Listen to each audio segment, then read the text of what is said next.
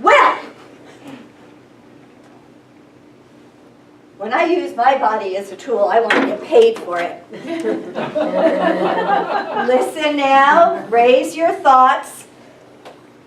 I use my body every day to project how to be safe. But when you use your body in a speech, you're bringing all the points together. When I first approached the lectern, you wouldn't have listened to me. I had no credibility. But when I told you that I'm strong and I use my body, you start to look at me in a different way. And why is that? Because when you are giving a speech, there are a few things you need to do. One of them is to use your eyes. And you make eye contact with the speaker, whether it's in a group this size or one-on-one, or from a stage with 300 or 400 people in front of you. And you're going to use your eyes to make contact with them so that they know you're talking to them. What else are you going to use? Well, when I first approached the front of the room, I projected insecurity. I didn't say a word, but my body projected it. You aren't going to listen to me. But if you stand tall and project confidence, your body is going to do that with you, and your audience is going to listen to you. There's a lot to this saying, fake it till you make it. So before you go out to do your speech, stand at the door, just as George said, what's the first thing you do when you stand up? Nothing. That can be applied to giving a speech. The first thing you do when you give a speech is nothing. Clear your head. Leave all the anxieties outside and focus on what it is that you want to talk to your audience about. If we want you to come to Toastmasters, we're going to tell you about Toastmasters. I'm not going to tell you about what I had for dinner, although the lasagna was really good. Yeah.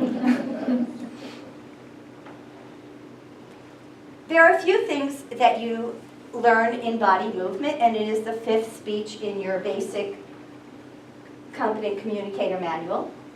Eyes, gestures, like pointing to the cameraman, like knowing that if I'm looking and saying, well, this is what it says in the book, my gesture should say, in the book it says that you really should follow the rules. That gesture caught your attention, and you're going to say, oh, I'm going to look at that book and find out what that was. So I draw in my audience by using my body. If you use your body without that little stop in the beginning where you focused, and you come out here and you're just bouncing around, that extraneous movement has distracted your audience so much that they're not even going to follow what you're saying. So when you're talking to a group, you want to talk to them individually as part of the whole, using your eye contact, using your facial expressions, because if I'm very sad, you're going to see it down here. So your eyes, your whole face, your gestures, your body movement, your control of the body movement, so we're not bouncing around, and that takes practice. So when you're practicing your speech, you're not only practicing the assembly of the speech and the 14 different parts, and the order of the parts, and how loud you're going to project it, and if you're going to add humor, but you're also going to be involving your voice variety, your eye contact, and your body movements.